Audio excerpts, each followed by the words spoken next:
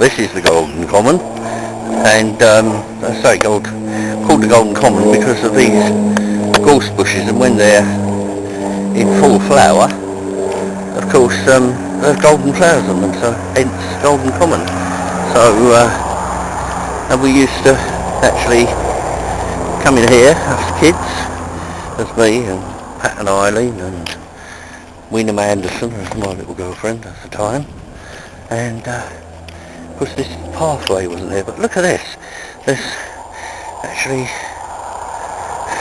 wild geraniums there, and pretty good. We used to make camp here. Let's just have a little walk through it. There's loads of these geraniums actually there. Look at this. Look at that. And lovely, and red clover, white clover. There's just about everything here, which I didn't appreciate at the time, of course, but all we were interested in was like making camp. There's even wild raspberries. I remember we used to pick them and eat them on site, if you like. So yeah, it's quite something for me. But this path here wasn't here, it was just sort of wild land, and we used to sort of just come through. But lady I was talking to, there's wild roses, look at that. Isn't that lovely? Quite something. We used to get these things, cheese, and well, like that, bread and cheese we used to call this. Don't know why, but we did. Doesn't taste of bread and cheese. Pretty vile, really. There we are, actually. The Golden Common. It's really amazing. This is the bit of the Golden Common I do remember, because we used to walk through here, through the Golden Common, and down to the beach, which is actually just over there. I don't know if I can actually walk down there or not, but I'll see if I can try. I think there might be a pathway that I can take, because when we were kids, of course, we didn't mind sort of going through all this, but now I can see ladies' smock over there as well, actually. Purple. There, spires. Here on the floor. We'll see if we can find somewhere where it goes down to the lady fingers. And daisies, of course. Loads of lady fingers, as we call them. And over here as well, look. Quite nice. Yeah, wild roses again. Lots of wild roses.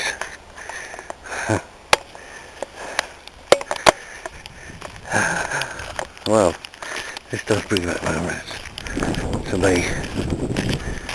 Of course, right over there, get towards the seashore.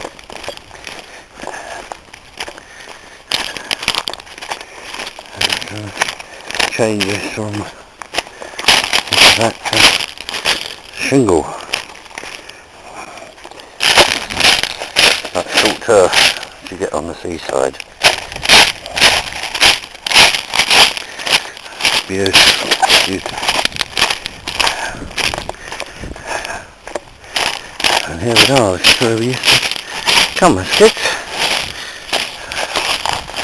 Right on the seashore. Isn't that lovely? Ha!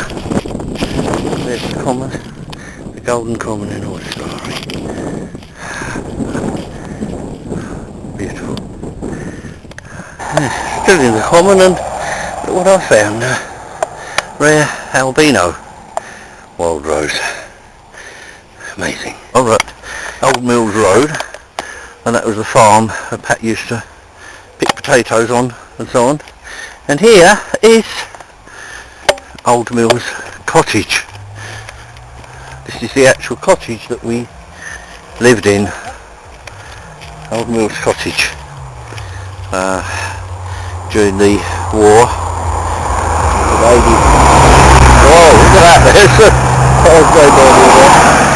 But this cottage is, we lived, Mrs. McLean owned it at the time with her Mary McLean, and her husband was called James, and her son also was called James. And then there was Mary, was a little girl, and little Willie was, and then opposite was this bigger house, which we used to, some kids in there from London too, we used to play with them. But you see, Old Mills Cottage is for sale, and the lady that lives there now is kindly going to let us look inside the house, which was something we haven't been able to do before. I left here when I was 7 or 8 years old, and there's Nikki taking photographs. Alright babe, yeah, there is. Take a picture of you. Yeah, well I'll take a picture of you while you're taking a picture of me.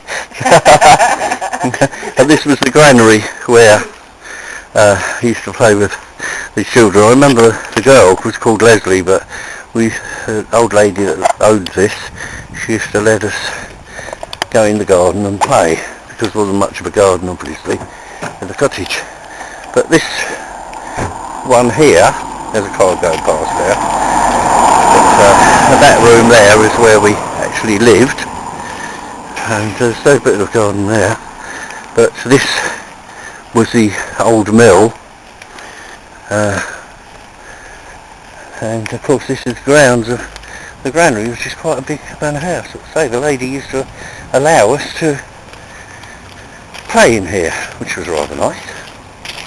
And that's where I used to walk to school, down that lane there, past the old mill, and which was a working mill then. It's not now, unfortunately.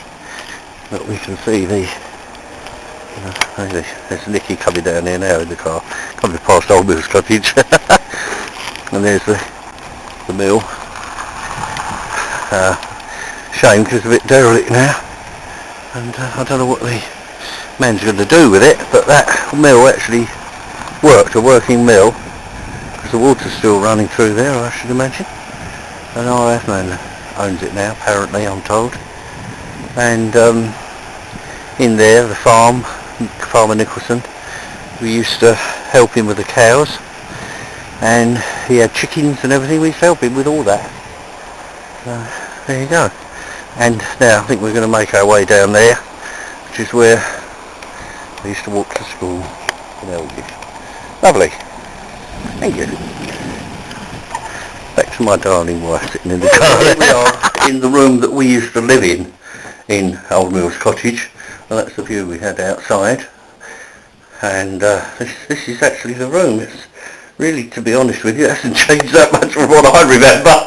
Mind you, I was only 7 or 8 when I lived here, so yeah, I'll just take it as far as Nikki, because there you are. What do you think? Yeah, that is amazing. Oh wow. Well, I'm overwhelmed. And look at the old fireplace there, yeah. So would the granary have been there? All these houses would have been there, wouldn't there? The granary across there. The granary, actually, yes, because that old house there, I remember, I think there were some other children who used to live there. Upstairs, there's the stairs we just come up, and there's another room here.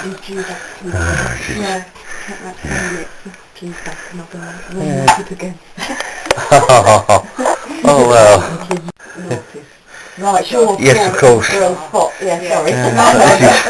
This is one of the upstairs bedrooms as well, which I don't know, I can't remember whether we actually had a separate bedroom or we were just in that room.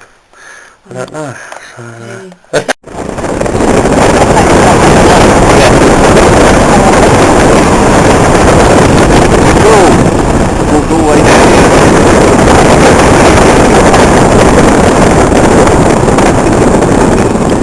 a lot of it hasn't changed, but some of the signs and things, a lot of shops are much the same.